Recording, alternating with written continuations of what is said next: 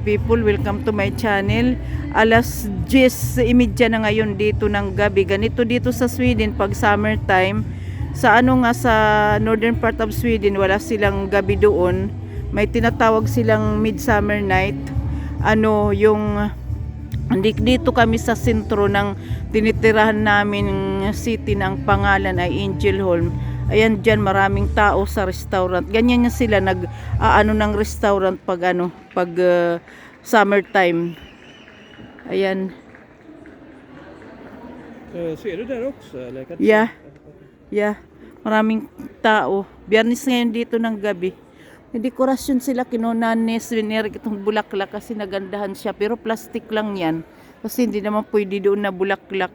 Nandito kami mismo sa bilihan ng mga ito di dyan, Handelsbanken. Diyan kami ng bangko. Ayan, yung pamilihan nakita na ninyo to, maraming business.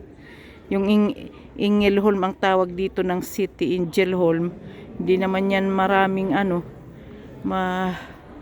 hindi naman malaking city yan.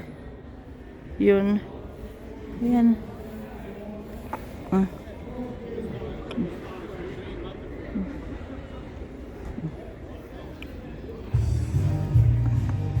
Okay guys, bye bye.